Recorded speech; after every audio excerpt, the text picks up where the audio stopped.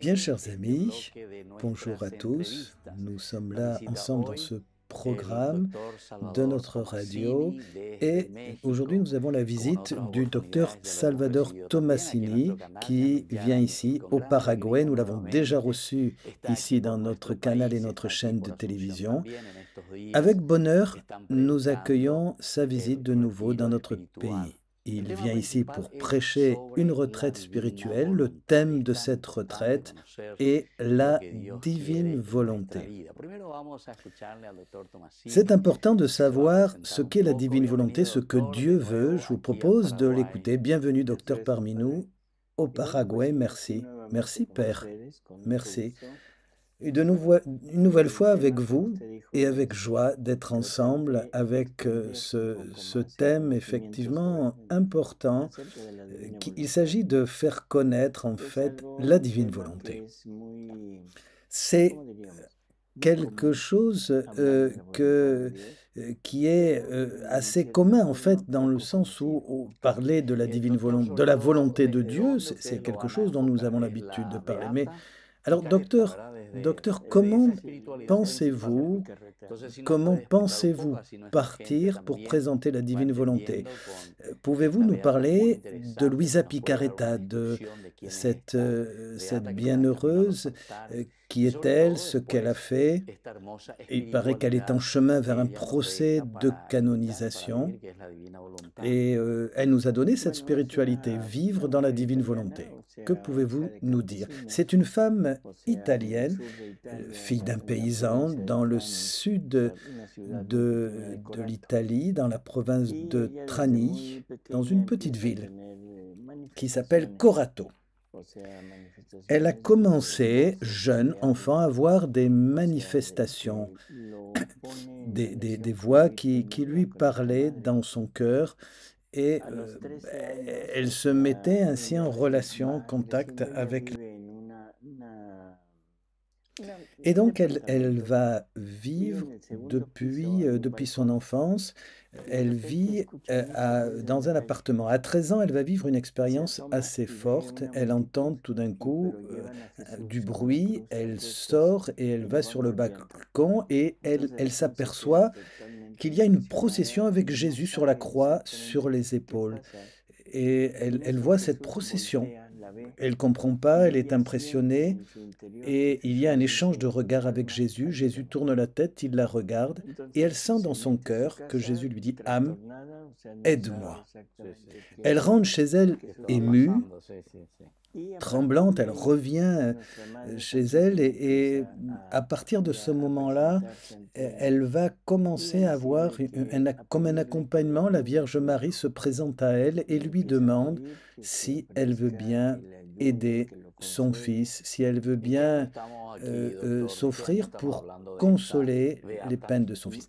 À quelle époque sommes-nous? Nous sommes à peu près... Luisa Picaretta est née le 23 avril 1865. C'est une sainte de notre temps, oui, tout à fait. Elle avait toujours un prêtre comme confesseur et elle a partagé au prêtre tout ce qu'elle avait vécu. Elle a toujours eu un prêtre qui pouvait l'accompagner et son confesseur va lui donner des conseils et l'encourager pour qu'elle continue dans cette relation avec la Vierge Marie. Et elle va vivre cette relation avec la Vierge Marie jusqu'à ce qu'elle accepte cette mission qui est la sienne. Elle va donc répondre à cette mission et Jésus commence à se manifester à elle, à se représenter à elle. Il lui enseigne ses peines, ses souffrances et il lui montre, lui demande de participer, de l'aider, de le consoler. Il lui enseigne qu'il a été oublié. Donc elle va essayer de communiquer, de parler de tout cela à son confesseur. Lui-même va tout mettre par écrit. Entre-temps, dans la région, il va y avoir une épidémie de choléra. C'est important cet événement parce que devant ce drame, Jésus, avec qui elle a ses relations, lui demande de s'offrir, de prier et de s'offrir comme victime et l'épidémie s'arrêtera. Elle en parle à son confesseur, toujours dans l'obéissance, et son prêtre lui accepte. Effectivement, elle vit cela, elle s'offre, et le choléra s'arrête. La maladie s'arrête, cette épidémie s'arrête. Les visites de Jésus continuent dans sa vie, et ensuite, il va y avoir une guerre entre Turcs et Italie. Et puis Jésus, dans ce temps, Jésus va lui demander de s'offrir également, de s'offrir comme victime pour un certain temps, sans préciser. Elle en parle à son confesseur et son confesseur lui donne son accord. Elle s'offre donc comme victime. Jésus accomplit une nouvelle fois sa promesse et la guerre se termine rapidement. Elle va continuer, rester dans un état de victime. Alors, qu'est-ce que ça veut dire pour elle? En fait, c'est ce que Jésus va lui enseigner. Souffrir les souffrances de Jésus, la croix, les épines, la crucifixion, ressentir ses douleurs, ses souffrances, sa vie de victime, telle qu'on le retrouve dans l'histoire de l'Église, elle est unie à la passion de Jésus, comme les âmes qui se sont offertes. Ensuite, il y a eu certaines autres manifestations qui ont été assez étranges pour beaucoup de gens. Par exemple, quand Jésus commençait à parler avec elle, elle entrait dans une sorte de rigidité, elle perdait l'activité des sens, elle restait figée jusqu'à ce que le confesseur lui-même, dans l'obéissance, lui demande de revenir à son état normal. Et pendant un certain temps, il y a eu un temps difficile où la famille a pensé qu'il s'agit d'une maladie, qu'elle était malade. Des médecins sont venus. À un moment donné, par exemple, elle est restée 18 jours sans bouger, sans boire, en pensant qu'elle était malade. Les médecins passaient, s'interrogeaient. Certains même ont pensé qu'elle allait bientôt mourir. Donc on a appelé le confesseur et le prêtre. Et quand le prêtre est arrivé, il s'est aperçu de quelque chose. Il a dit, ce n'est pas une maladie, ça vient de Dieu. Et donc il demande dans l'obéissance à Louisa de revenir et elle revient de suite. Voilà. Elle revient dans son état habituel avec tous ses sens, restant quand même au lit, en continuant cette vie de prière et d'offrande. Et il y a quelque chose de très particulier, c'est qu'elle ne va pas manger, elle va manger des grains de raisin, quelques grains de raisin, ces petites choses. Et très souvent, elle va même pas pouvoir le garder, elle va le vomir aussi. Donc, et elle va vivre un peu dans cet état en s'alimentant quand même de l'Eucharistie. Jésus va permettre que ça dure 64 ans, dans cet état, et durant lequel Jésus continue de lui parler de ce message, de ce qu'il attend, de ce qu'il souhaite d'elle. Il va l'enseigner, il va lui dicter et lui faire comprendre la finalité, la fin pour laquelle il a créé la créature humaine, l'humanité. Dans ce sens, il va lui demander de vivre cette spiritualité de la divine volonté, qui est en fait un échange de vie. La volonté n'est pas exclusivement ce que Dieu veut, ce qu'on interprète aujourd'hui. Maintenant, on entre dans un nouveau contexte dans lequel Jésus explique à Luisa Picarreta que la volonté est le moteur de l'être. Et la personne, l'ange ou Dieu, qui sont les trois êtres qui ont une volonté, sont en mouvement et entrent en action justement par le mouvement de cette volonté. Il dit aussi que la volonté est comme un dépôt dans lequel sont gardés tous les actes de la créature. Et à partir de maintenant, Luisa va commencer à comprendre que la volonté de Dieu n'est pas seulement ce que Dieu ordonne et ce que nous devons accomplir et faire, mais que c'est plus que cela encore. Jésus va lui dire, ce que je veux de toi, c'est une réplique fidèle de ma vie. Voilà, nous parlons avec le docteur Tomasini, qui nous visite de Mexico, ici, chez nous. Et demain et samedi, nous aurons cette retraite et vous pourrez écouter ces conférences. Nous vous invitons et invitons tout le monde à venir participer. Nous revenons avec le docteur.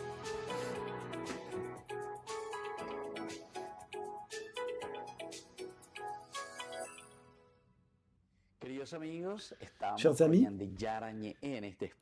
nous sommes de nouveau ici dans notre programme et nous sommes heureux de continuer ce partage avec le docteur Salvador Tomasini que vous connaissez, qui est déjà venu ici parmi nous, dans ce canal. Aujourd'hui, il nous visite encore et il va donner samedi cette retraite spirituelle chez les pères salésiens. Nous invitons tous ceux et celles qui veulent partager cette expérience et connaître ce thème de la divine volonté, de venir.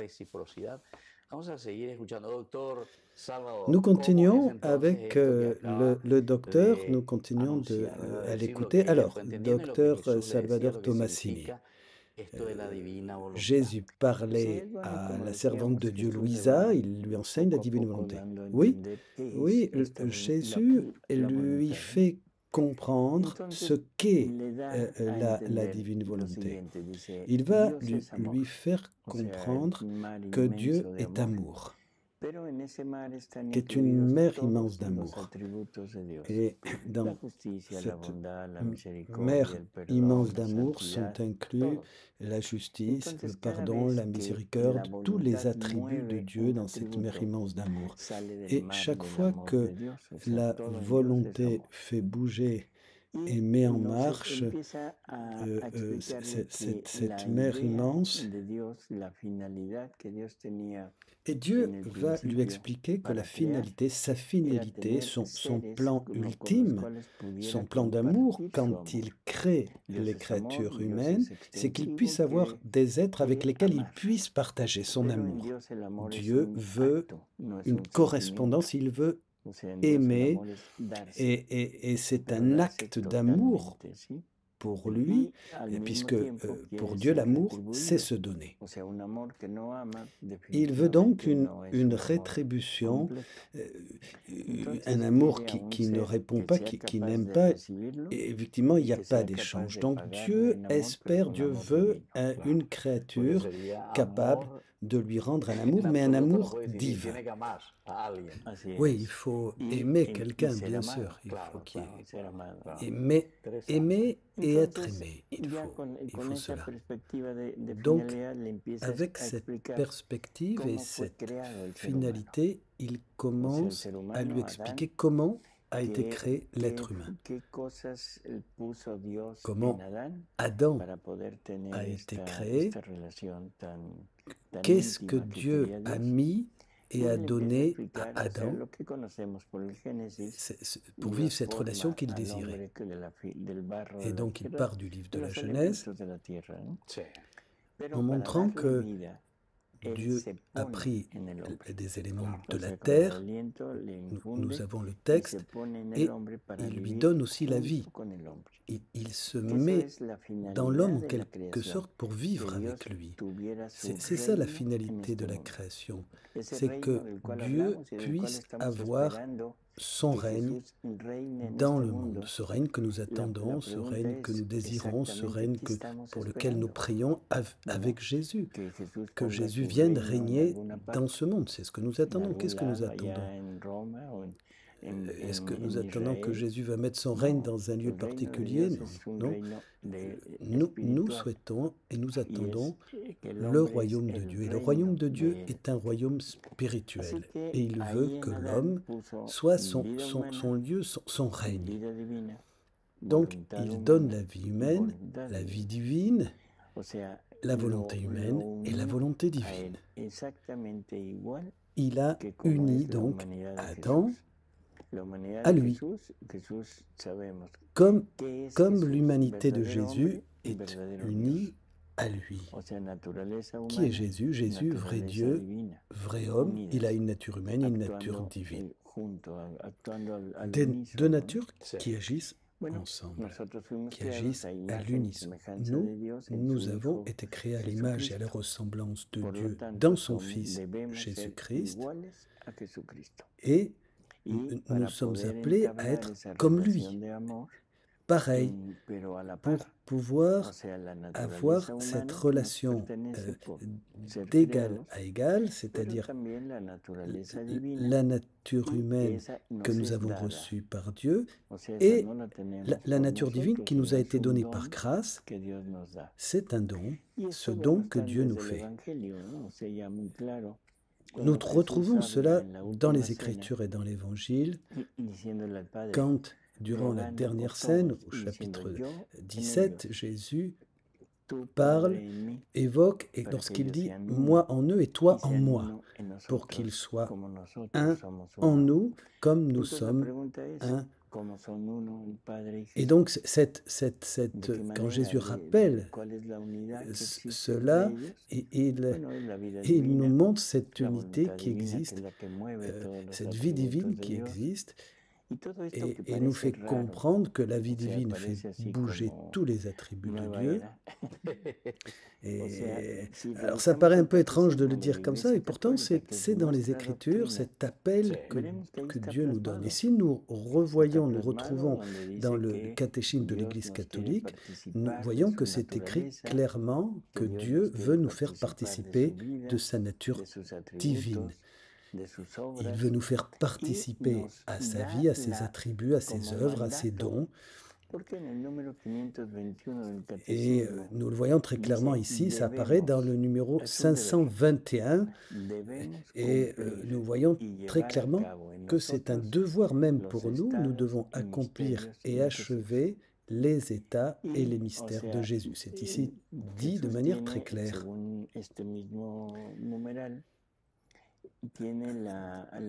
Dans le même article, Jésus, ici, précise qu'il est appelé, lui, qu'il désire faire et être une seule et même chose avec nous.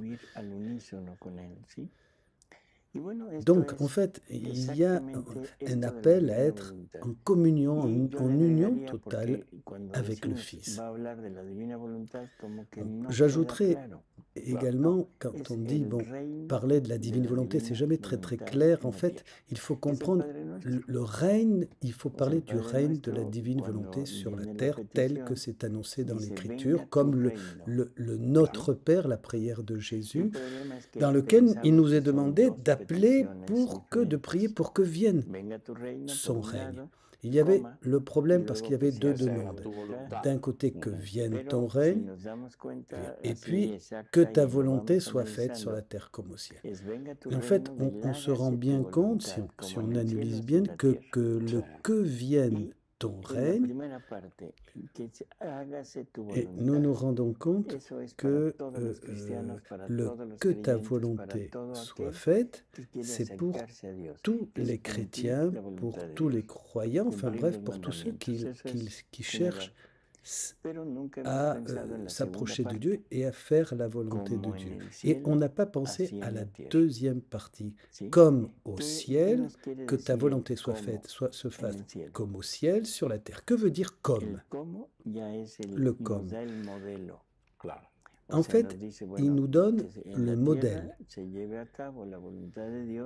Il nous précise que sur la terre, la volonté de Dieu se fasse comme elle s'accomplit pleinement dans le ciel. Alors, la bonne question, c'est évidemment comment se fait la volonté de Dieu au ciel. On a besoin de savoir. Et qui obéit à qui? Le Père obéit-il au Fils, au Saint-Esprit? Le Saint-Esprit, voilà. On peut toujours s'interroger et se poser la question. Voyez? Qu'est-ce que vous en pensez? Qui obéit à qui? Qu'est-ce que vous en pensez, Père? No, porque es Au una Père. misma comunidad. Non, Es la ce acción qu'il y de a, los tres. Es un solo Dios. Un solo et, Dios, et claro. c'est une Entre dos communauté, somos c'est tres. l'action Por des tanto, trois, c'est un la seul vida, Dieu, nous la le savons. voluntad, los atributos, las obras, La son de los volonté, les tres. attributs, toutes les œuvres, En el momento que ça la appartient voluntad de aux Dios trois, en el Padre Père, Fils et desea Saint-Esprit, algo, por un seul decirlo Dieu. así, La esa volonté misma voluntad du lo está Père, le deseando en Père el Hijo y en el désire Espíritu Santo. quelque Hay una chose, cette unidad. même Claro. volonté, on peut dire, En- esa le es Fils la et le manera Saint-Esprit como, désirent la même como chose. Il y a Jesús une quiere unité, que se on lleve a peut le dire cabo comme aquí. ça. O sea, Donc, es la Jésus finalidad de la cherche et creación. nous appelle à vivre cette communion et cette unité. Desafortunadamente sabemos lo que pasó. Adán Alors, et desobedece. malheureusement, Adán il y a come de eu aquel le fruto, péché que es originel, aquella la alegoría del désobéissance árbol d'Adam, del bien y del mal, y se pierde todo esto. et Y en ese momento que se perdió, tout est perdu. en ese momento el À hombre partir de pierde ce la moment-là, cercanía con Dios, pero Dios l'homme también pierde perd su reino. aussi cette Que era el hombre. proximité Ya avec, no puede avec, reinar avec en el Dieu. hombre. Mais Dieu Claro. perd Y aussi el, son el royaume plan dans del l'homme. Il ne reino peut de plus Dios en la régner dans tierra l'homme. C'est important queda de dire cela. como relegado, porque ahora hay Donc le que plan du royaume salvar de al Dieu hombre. sur la terre Claro. O sea, hay est que venir abandonné a pour redimir al l'instant. hombre. Il va Y falloir esa es d'abord toda la sauver acción l'homme, de Dios desde que el l'homme soit momento de la caída de racheté, Adán et ça va être hasta toute nuestros l'œuvre días. et O le sea, es un ir projet de poco a Dieu, poco yendo depuis le péché y d'Adam rehaciendo jusqu'à al aujourd'hui, hombre, de logrando que el hombre refaire vaya l'homme, se acercándose cada rapprocher vez de más a lui Dios, que lo vaya et conociendo, en lui fin. permettre également Pero de revenir el vers lui, vers son Dieu. cumplimiento de la finalidad de Alors, Cristo la fin, no está. l'achèvement Y si recordamos de las de últimas tout ça palabras de n'est pas Jesús en encore la venu. cena, Il o faut sea, entendre les dernières paroles de cuando, Jésus à la bueno, scène, cuando dijo aquello de yo en lorsque ellos, tú en mí, il dijo précise que todavía tengo toi en mucho moi que et decirles. moi en toi, et il dit, j'ai encore Ya había beaucoup de choses ordenado, à vous ya había dire. fundado su iglesia, ya tenía los Il les avait ordonnés apóstoles, prêtres, il avait los fondé acababa de l'Église, ordenar como il sacerdotes, les avait il enseignés, acababa de instituir la ils avaient reçu les Eucaristía, sacrements, o sea, estaba puisqu'il venait prácticamente todo. d'instituer la Claro. Sainte Y Seine. ahí dice, todavía tengo Et mucho que néanmoins, il decirles, dit, j'ai pero encore ahorita en beaucoup de este choses momento à vous no dire, mais pueden pour con l'instant, ello. vous ne Y pouvez nos pas le promete que recevoir, cuando l'accueillir. venga el Espíritu Il Santo, fait el donc Espíritu de verdad, cette nos irá promesse que conduciendo quand poco a viendra poco l'Esprit de hasta la vérité, verdad il nous plena. enseignera Palabras muy curiosas, et nous montrera et porque nous ¿qué es conduira la jusqu'à la verdad? plénitude de la Claro. vérité. Ahora en C'est este toujours un mundo peu en mystérieux donde cette la parole verdad parce que bon, la vérité, prácticamente está dans desvirtuada notre situation, y notre ahora cada monde quien actuel, tiene où su est la verdad. vérité? No, pero la verdad es Jesús. Yo soy el camino, Où la tout est verdad à y la l'envers. vida. La vérité, ¿Qué c'est nos dijo la personne entonces? même de Que no Jésus. conocemos a C'est le Jesús. chemin, la vérité O et la sea, vie. y que el Voilà ce Espíritu qu'il nous a Santo dit. nos va a ir Il conduciendo nous a bien hasta dit, et dans conocerlo l'Évangile, plenamente on a él. entend Jésus dire, vous ne me San Juan, connaissez pas. mira, Donc el c'est evangelista l'Esprit San Juan Saint, nos il da faut ya la attendre clave l'Esprit como Saint para pour finalizar rentrer dans una la connaissance. introducción de la divina voluntad. Actes des Apôtres 1, El evangelista San Juan en 8, el si sauf prólogo erreur de de su ma part, qui evangelio, nous annonce él l'œuvre de dice que por l'Esprit todo Saint. lo que Le Jesús prologue de vino a Saint hacer Jean a este mundo, également nos dio el poder de llegar a nous ser dit hijos de Dios. que Y ahí es grâce en donde hemos à tout ce centrado qu'a fait toda Jésus, il nous a nuestra donné le pouvoir de actividad devenir enfants de y Dieu. todo nuestro deseo, ¿no? Llegar a ser Et hijos de Dios, nous allons o sea, centrer toute salvarnos. notre activité Pero en en la cela, primera être carta enfant de de San Dieu, Juan, dice algo muy participer curioso. pleinement au salut, Dice, en étant hijitos, vraiment fils ya avec le Fils, somos être enfant hijos de de Dieu. Dios. Nous sommes O sea, enfants de Dieu. Dans aquel, la première aquella lettre cosa, de Saint aquel Jean, chapitre logro que 3. Jesús vino a hacer, ya está. Pero dice, Ce que pero vous lo que souhaitez, ce que debemos vous ser, vouliez, je l'ai no lo réalisé, conocemos. vous êtes enfants de Y Dieu. entonces Mais uno ce dice, a que ver, vous entonces ser hijos devez de Dios no être, lo es vous todo. ne le savez pas encore. Ici, vous O voyez sea, si la dice, pero citation lo que debemos que vous ser, pouvez lire. no lo conocemos, Ce que quiere nous decir que esto devons no être, es la finalidad. nous ne le Y savons dice, pas. sabemos Parce que que nous ne cuando l'avons Él, pas encore atteint en refiriéndose a plénitude. Jesús, Mais quand il se viendra, manifieste, lui, o sea, le se Christ, muestre, quand il se manifestera sabremos et lo qu'il que se debemos montrera ser, à nous, porque lo veremos nous tal serons cual ce es. que nous devons être parce que nous le Sí, verrons tel qu'il est. el Première lettre de Jean, absoluto, chapitre 3, verset totalmente. 2. Y la pregunta es, ¿qué vamos a ver en Jesús? Alors, la question, qu'est-ce que nous allons voir? Qu'est-ce que nous ne connaissons pas de Jésus? Ça fait un peu drôle cette question. Ce que nous ne savons pas, c'est comment agissait la partie divine avec la partie humaine. Nous avons vu la partie extérieure, nous avons vu et nous savons ce qu'il faisait, ce qu'il disait. L'Évangile nous le dit, les miracles, les signes, les paroles. Nous avons suivi sa passion, sa résurrection. Mais donc, tout l'extérieur nous est révélé. Mais par exemple, quand il dit, vous croyez que je suis venu faire mes œuvres, c'est le Père qui habite en moi, qui agit et qui fait ses œuvres. Donc il nous montre bien que ce n'est pas lui tout seul qui agit, c'est le Père agit à travers Jésus, à travers le Christ. Ça c'est très clair dans l'Évangile, mais parfois ça nous paraît étrange. Qu'est-ce que vous en pensez, Père? Le Père céleste, par exemple, est en train de faire des chaises. Jésus était charpentier, donc c'est le Père qui agit. C'est assez étonnant, non? Qu'est-ce que vous en pensez? Non? Alors, qu'est-ce que veut dire Jésus ici? Qu'est-ce qu'il veut nous enseigner, nous faire comprendre? Le Père, c'est lui qui fait ses œuvres à travers moi. Le Père prend le mouvement de Jésus, la volonté de Jésus pour agir et faire ses œuvres. L'humanité de Jésus agit et à travers ce qu'elle fait, la divinité agit, crée, sauve. Ici, donc, il y a deux livres aussi, je voulais reprendre aussi, deux ouvrages. La Reine du ciel dans le royaume de la divine volonté, ce livre que nous pourrions présenter, si vous pouvez nous le dire un petit peu, de quoi s'agit-il? Ce livre de Luisa Picarreta. Oui, bien sûr. Luisa a vécu à peu près, donc, durant ses 64 ans, elle a été enseignée et la Vierge Marie lui a dicté, l'a enseigné. Et ici, nous avons le recueil de cette dictée de la Vierge Marie, de l'enseignement de Marie sur comment vivre dans la divine volonté. Et la Vierge Marie va le faire à travers des exemples simples. Par exemple, dans les premiers chapitres, elle nous enseigne, la Vierge enseigne à Luisa comment elle a été conçue, créée. C'est assez étonnant. Et petit à petit, elle explique différentes étapes de sa vie que nous retrouvons dans l'Évangile. Comment agissait la divinité avec elle.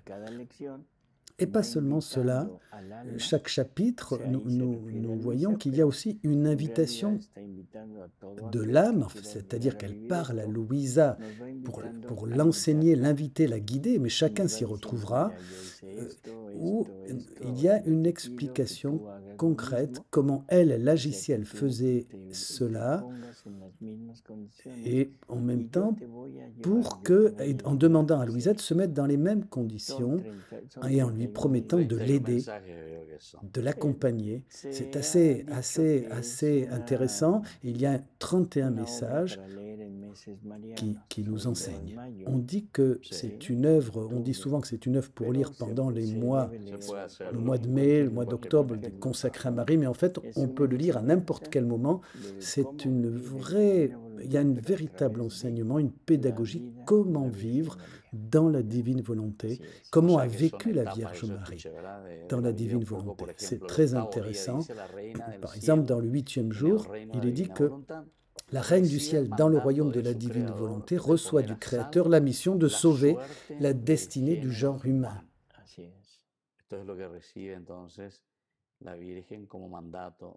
Tout ce que reçoit, je lis, la Vierge Marie, tout ce qu'elle reçoit du Père, du Créateur. Elle va donc recevoir des messages. Est-ce que Luisa va interpréter? Non, elle ne va pas l'interpréter. Ça lui est dicté. Elle, simplement, elle écrit ce qu'elle reçoit.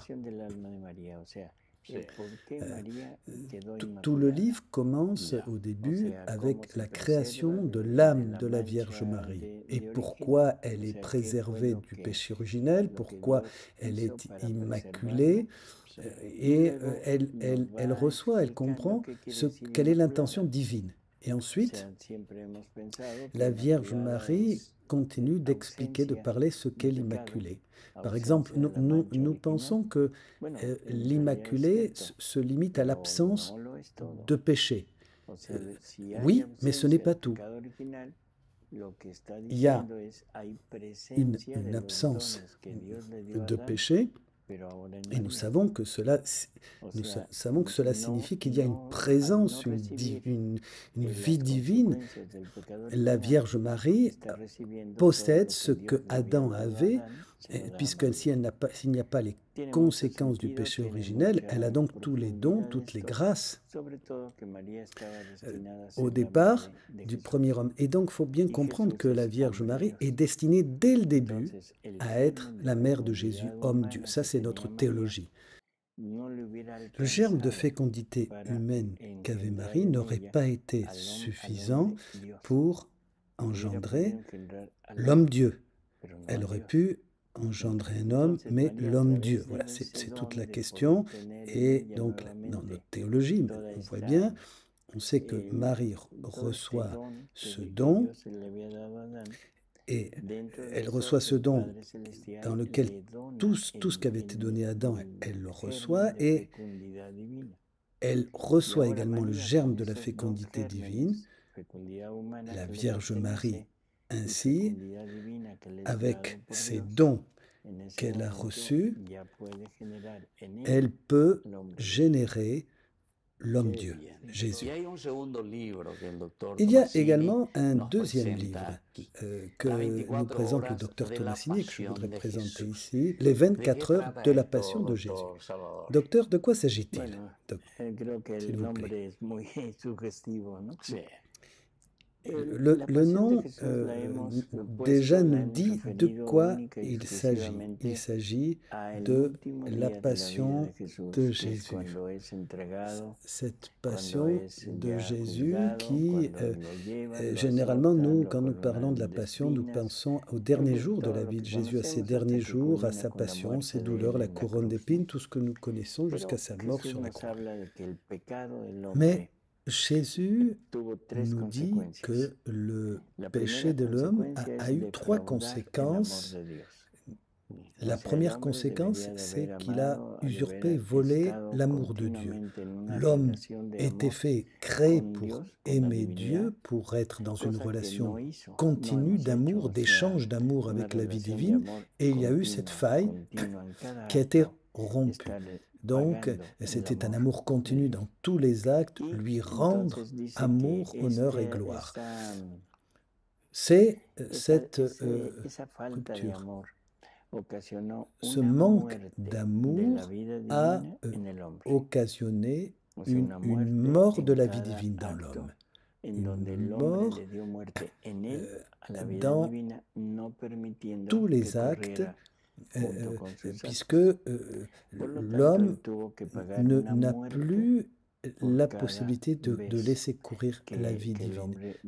Jésus va vivre cette mort et vit cette mort pour toutes les fois où l'homme refuse la vie divine. Ça paraît un peu bizarre tout ça, c'est vrai, je l'entends bien, mais il faut comprendre que tous, nous avons pensé que Jésus venait uniquement nous donner le pardon, souffrir, pour que le Père décide de pardonner. Mais ce n'est pas seulement le pardon dont nous avons besoin, c'est pas Dieu qui nous dit « je te pardonne », mais c'est qu'il fallait refaire les actes de l'homme pour que l'homme puisse être le royaume de Dieu. L'homme avait brisé, avait cet espace dans lequel Dieu pouvait venir et agir. Alors, qu'est-ce qui se passe? L'homme fracturé, brisé, aujourd'hui a besoin d'être refait, restauré. C'est ce que Jésus fait et ce qu'il va faire continuellement. il prend l'acte, cet acte qui a été brisé, il le refait lui-même avec sa volonté humaine unie à la volonté divine. Il restaure donc la créature humaine, il rassemble, il unifie, il le refait en lui. C'est ça qui est extraordinaire, qui est merveilleux et qui offre au Père la réparation. Il offre au Père cet amour que les créatures humaines ne lui donnaient plus.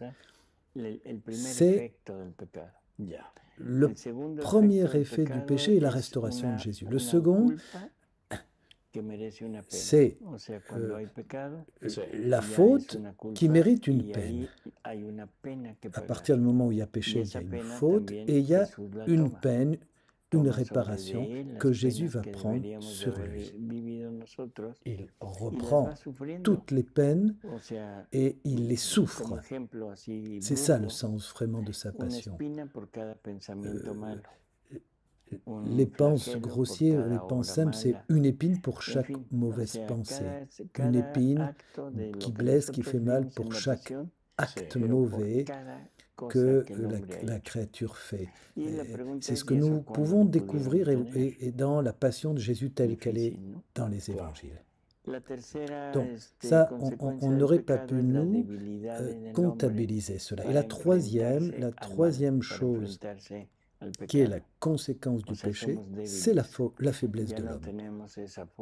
L'homme, la créature humaine, est excessivement fragile. Elle n'arrive pas à résister à la tentation. Elle n'arrive pas à vaincre son péché, comme dit saint Paul très clairement en Romains.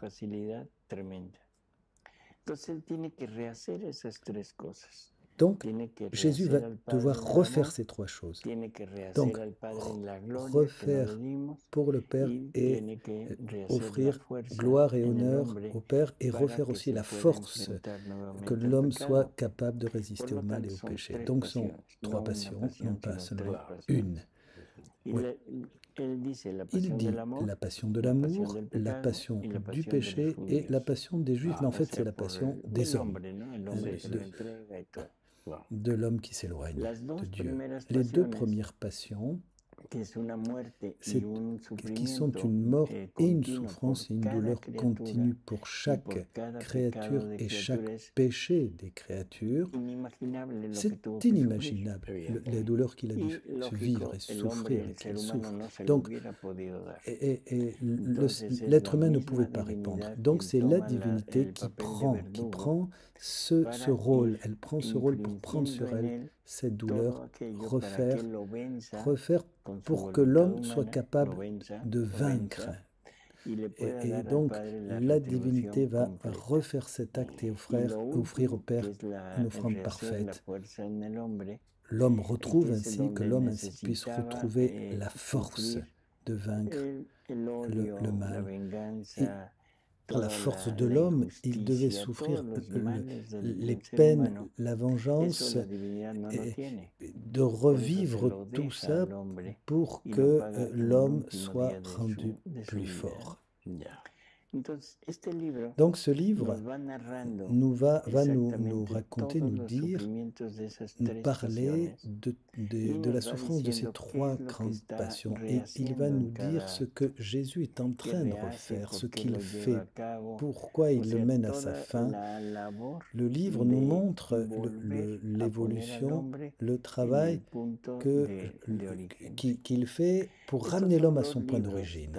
Ces deux livres, La Reine du Ciel et les 24 heures de la Passion, sont des livres qui doivent se méditer à côté de la grande œuvre écrite par Louisa, qu'est le Livre du Ciel, qui s'appelle le Livre du Ciel.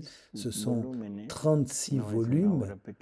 Ce n'est pas un mince ouvrage, une grande œuvre dans laquelle est expliqué pas à pas comment vivre cette vie pleinement dans la divine volonté, qui est un changement de vie, changement de volonté. Également, qu'est-ce qui se passe à l'être humain quand il reçoit cela et l'accepte, donc, et que va vivre la divinité quand l'homme, la créature humaine, revient à cette origine. Et cela touche donc la théologie, les Écritures, tout ce qui est reçu par les écrits de Louisa. Et alors, comment va le procès de canonisation de la servante de Dieu Luisa Picaretta? Où est-ce que ça en est? Elle est servante de Dieu pour l'instant. Le procès de canonisation est aussi très lié aux écrits, donc ça s'est d'abord vécu au plan du diocèse, ça a été positif, il n'y a pas eu de contre, et ensuite c'est arrivé, donc, et ça a été présenté à Rome, au Vatican, qui a fait cette révision générale des écrits, comme c'est écrit, nous le savons, et des théologiens n'ont pas révélé de failles. Il y a également des miracles qui ont été documentés. Et donc, il y a pour l'instant cette attente. Qu'est-ce qui peut arriver maintenant ensuite? Donc, c'est que d'abord, la première chose, c'est qu'elle soit nommée vénérable. Une fois vénérable, elle passera dans cette liste d'attente, comme on dit, pour qu'elle soit pour la béatification. Mais quelque chose est assez important. Les premiers 19 volumes de toute l'œuvre ont reçu ni l'obstat d'un saint, qui est Annibale di Francia. Et il y a une imprimature de l'évêque de l'époque, justement, Monseigneur de Léo. Donc, on sait qu'on a cette sécurité de ces volumes, qu'on peut, avec un saint qui est là et qui a été canonisé. Il a été le censeur aussi de l'œuvre, il a accompagné Louisa. Le problème, c'est qu'il est mort quand elle était en train d'écrire le volume 20. Donc, il n'y a pas eu après de nouveaux censeurs, sinon des accompagnateurs. L'œuvre en général, comme les œuvres de la Passion, aujourd'hui énormément la lisent, de diocèses également qui ont accueilli, la Reine du Ciel aussi, le livre. Donc le livre du ciel, c'est 36 volumes. Dans certains diocèses, il y a une reconnaissance officielle et claire. Au niveau général, global, non. Et est-ce que cette œuvre des 24 heures a un rapport avec le film La Passion que nous connaissons? Non. Non, parce que le film de La Passion a été inspiré surtout des révélations que Jésus a faites à Sainte Catherine Emmerich, cette grande mystique. Et ça aurait été difficile, compliqué de le faire à partir de ce que écrit Louisa, parce que la passion décrite par Catherine Emmerich, c'est la passion extérieure, c'est la partie humaine que nous pouvons voir, qui est très sensible et très visible, effectivement, qu'on voit bien dans le film. La passion intérieure que décrit Jésus, que donne la divinité à l'humanité de Jésus, c'est très difficile de la transmettre, de la montrer.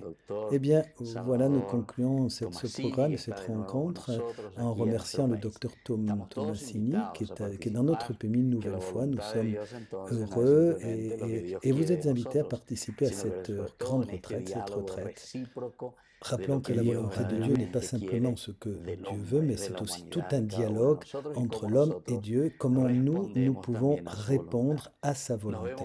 On se voit prochainement et je vous dis à bientôt dans d'autres rencontres.